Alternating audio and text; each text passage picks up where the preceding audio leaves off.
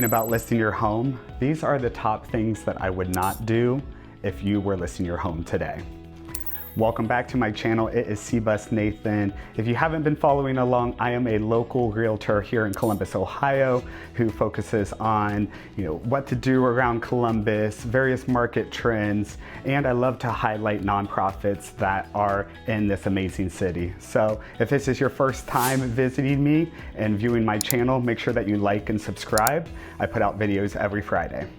So the first thing that I would not do if I were listing my home today is rely on the Zillow Zestimate.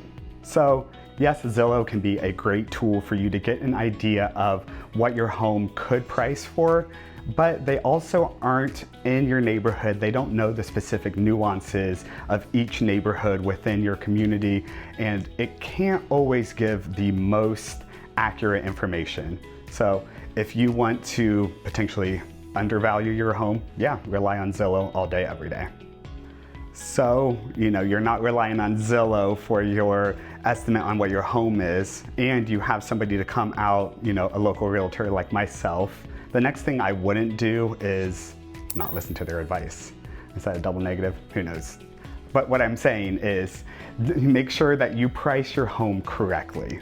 So what is market value versus appraised value? So yes, your home might appraise for a certain value, but what is the market willing to pay for that? It might be more, it might be less. That is where a professional will come in and guide you on the best way to strategically price your home. Next thing that I would do if I was listing my home today is I would not forego the minor repairs within your house. So, maybe there's a squeaky door, a leaky faucet. Yes, these are small fixes, but a buyer's gonna come into your property and be like, okay, what else is wrong with this house? So those small little repairs that might not be a whole lot to you can actually add up and can cause a buyer to maybe lowball an offer on your property or have your property sit on the market longer than wanting. So next thing I would not do is declutter. I'm kidding. I would obviously declutter the house. So when somebody walks into your property, they want to envision themselves there. So how does somebody envision themselves if the item has things from floor to ceiling and they can't see what is really behind, maybe those clothes that you washed last week that you're like, I'll fold them one day. I'm not trying to call myself out, but yes, that might be me. But yes, you need to declutter, you need to open up the space so that that buyer walking into your property can view the property and understand what it might look like for them to live there. Next on the list, do not neglect the curb appeal. So people are walking up to your property, they want to see a beautiful front entrance.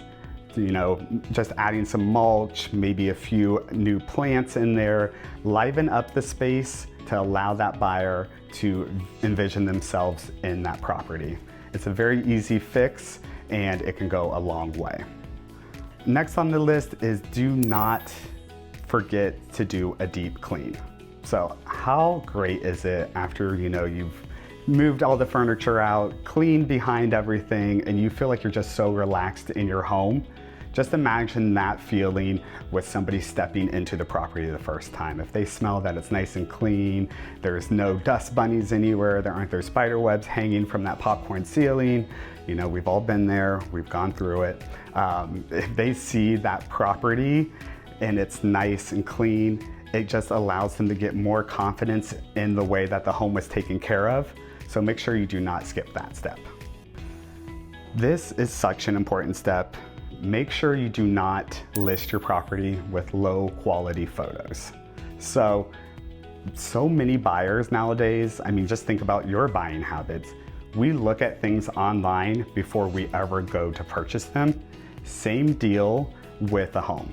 Everybody is going to be looking at your property online, and you want to make sure that you have photos there that aren't blurry, that aren't low lit, they're nice, bright, and they really show off your property for truly what it is. So make sure you do not skip high quality photos.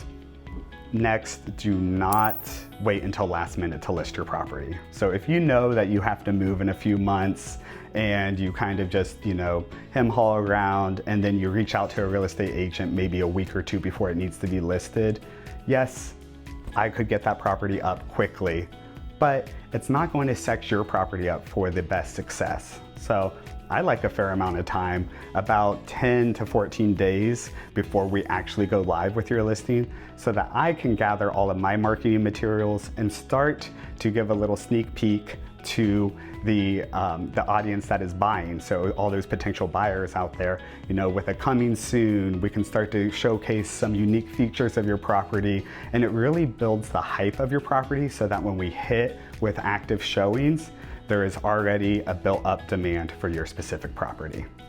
And last but not least, we built up this demand for your property. Please do not be there for showings. There is nothing more awkward than stepping into a showing, especially when I'm working with buyers and the seller is there and you're looking at the property, but you just don't know, you can't be fully observant without feeling like somebody's watching you the whole time. So to put buyers at ease and to make sure that they get that full experience where they can really feel at home, make sure you're not there for those showings. It's not the one. So these are just a few things that I would not do if I were listing my home today. There are so many other things. Each seller has a unique need for their property and how they want to sell it or market it or list it. And that is why I love doing what I do and working with sellers. So if you are somebody who is looking to potentially list your property in the Columbus market, even if you're not looking in the Columbus market, maybe you're looking elsewhere, I have realtor partners across the US that can help you out, that work similarly to myself. But if you are here in the Columbus market, I would love to be an asset to you. So if you want to comment seller's guide below, I will send you my seller's guide just so that you can start to review what items I look for. But then again, I will come out and make sure that I cater a specific strategy for your property alone. So as always, this is C-Bus Nathan. Like, subscribe. Again, I put out videos every Friday, so I would love for you to follow along, and I can't wait to see you again.